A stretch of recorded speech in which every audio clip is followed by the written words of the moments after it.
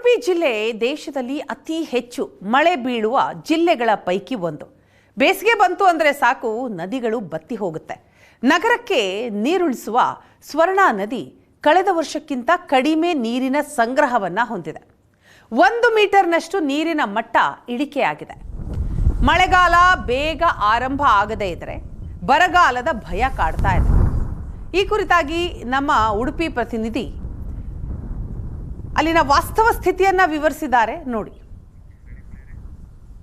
ಉಡುಪಿಯಲ್ಲಿ ಬಿಸಿಲಿನ ಕಾವು ಹೇಗಿದೆ ಅಂತಂದರೆ, ನೀರಿನ ಆವಿಯ ಪ್ರಮಾಣ ದಿನದಿಂದ ದಿನಕ್ಕೆ ಹೆಚ್ಚಾಗ್ತಾ ಇದೆ. ಈಗ ನಾನು ನಿಂತಿರುವಂಥದ್ದು ಬಜ್ಜೆ ಅಣೆಕಟ್ಟು ಪ್ರದೇಶ.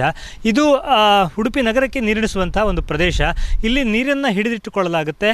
ಆನಂತರ ಇಲ್ಲಿ ಹಿಡಿದಿಟ್ಟುಕೊಂಡ ನೀರನ್ನು ಉಡುಪಿ ನಗರಕ್ಕೆ ಶುದ್ಧೀಕರಿಸಿ ಬಿಡುಗಡೆ ಮಾಡುವಂಥದ್ದು. ಸೊ ಇಲ್ಲಿ ನೀರಿನ ಮಟ್ಟ ದಿನದಿಂದ ದಿನಕ್ಕೆ ಕುಸಿತಾ ಇದೆ.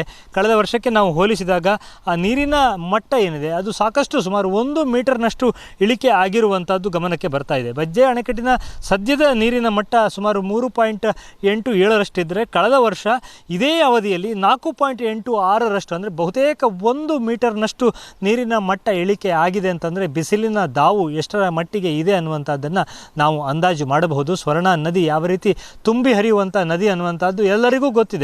ಭಾಳ ಸ್ಪಷ್ಟವಾಗಿ ಗೋಚರ ಆಗುತ್ತೆ ನೀರಿನ ಪ್ರಮಾಣ ಎಷ್ಟರ ಮಟ್ಟಿಗೆ ಇಳಿಕೆ ಆಗಿದೆ ಅನ್ನುವಂಥದ್ದು. ಸಂಪೂರ್ಣ ಪಾದೆ ಕಲ್ಲುಗಳು ನಮಗೇನು ಕಂಡು ಬರ್ತಾ ಇದೆ. ಇದು ಒಂದು ಎಚ್ಚರಿಕೆಯ ಕರೆಗಂಟಂತಲೇ ಹೇಳಬೇಕು. ಸೊ ನಗರವಾಸಿಗಳು ನೀರನ್ನು ಸೀಮಿತ ರೀತಿಯಲ್ಲಿ ಬಳಸಿಕೊಳ್ಳಿ ಅನ್ನುವಂಥದ್ದು ಈಗಾಗಲೇ ನಗರಸಭೆ ಕೊಟ್ಟಿರುವಂಥ ಸೂಚನೆ. ನೀರನ್ನು ಪೋಲು ಮಾಡಿಬಿಡಿ ಅನ್ನುವಂಥ ಎಚ್ಚರಿಕೆಯನ್ನು ಕೂಡ ಈಗಾಗಲೇ ನೀಡಲಾಗಿದೆ. ಸೊ ಪ್ರತಿದಿನ ಏನು ಇಲ್ಲಿ ನೀರಿನ ಒಂದು ಪಂಪಿಂಗ್ ಅವಧಿಯನ್ನು ಕೂಡ 13-14 ಗಂಟೆಗೆ ಸೀಮಿತಗೊಳಿಸಲಾಗಿದೆ. ನಿರಂತರ ಪಂಪಿಂಗನ್ನು ಈಗ ರದ್ದು ಮಾಡಲಾಗಿದೆ. ಯಾಕಂದರೆ ಒಂದಿಷ್ಟು ನೀರನ್ನು ಸಂಗ್ರಹಿಸಿ ಇಟ್ಟುಕೊಳ್ಳೋಣ ಅಂತ. ಆದರೆ ಬಿಸಿಲು ಬಿಡಬೇಕಲ್ಲ, ಬಿಸಿಲಿನ ಮುಂದೆ, ಅದರ ಒಂದು ಶಾಖದ ಮುಂದೆ ಯಾವ ನೀರು ಕೂಡ ಉಳಿತಾ ಇಲ್ಲ.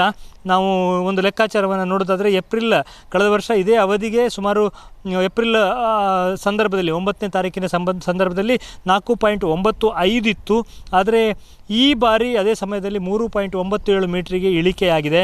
ಕಳೆದ ಬಾರಿ ಏಪ್ರಿಲ್ 10ರ ವೇಳೆಗೆ 4.90 ಅಷ್ಟಿದ್ದರೆ ಈ ಬಾರಿ ಅದು 3.94. ಹೀಗೆ ಪ್ರತಿ ದಿನದ ಲೆಕ್ಕಾಚಾರವನ್ನು ನಾವು ನೋಡ್ತಾ ಹೋದರೂ ಕೂಡ 1 ಮೀಟರ್ನಷ್ಟು ನೀರು ಆವಿ ಆಗ್ತಾ ಇರುವಂಥದ್ದು ನಮ್ಮ ಗಮನಕ್ಕೆ ಬರ್ತಾ ಇದೆ. ಆದರೆ ಜನರು ಸದ್ಯಕ್ಕೆ ಟೆನ್ಷನ್ ಮಾಡಬೇಕಾಗಿಲ್ಲ. ಯಾಕಂದರೆ ವಾರಾಹಿ ನದಿಯ ನೀರನ್ನು ಕೂಡ ಇಲ್ಲಿಗೆ ಬಳಸ್ಕೊಳ್ಳೋದ್ರಿಂದ ಅಷ್ಟೊಂದು ಆತಂಕಕ್ಕೆ ಒಳಗಾಗಬೇಕಾಗಿಲ್ಲ. ಆದರೆ ನೀರಿನ ಪ್ರಮಾಣ ಇದೇ ರೀತಿ ಇಳಿಕೆ ಆಗ್ತಾ ಹೋದರೆ ಮತ್ತು ಈ ಹಿಂದಿನ ವರ್ಷಗಳಂತೆ ಏಪ್ರಿಲ್ ಕೊನೆ ಭಾಗ ಅಥವಾ ಮೇಯಲ್ಲಿ ಒಂದು ಉತ್ತಮವಾದ ಮಳೆ ಬರಲಿಲ್ಲ ಅಂದರೆ ಮೇ ತಿಂಗಳಲ್ಲಿ ಖಂಡಿತವಾಗಿಯೂ ಕೂಡ ಉಡುಪಿ ನಗರಕ್ಕೆ ಅತಿ ಹೆಚ್ಚು ಮಳೆ ಬೀಳುವ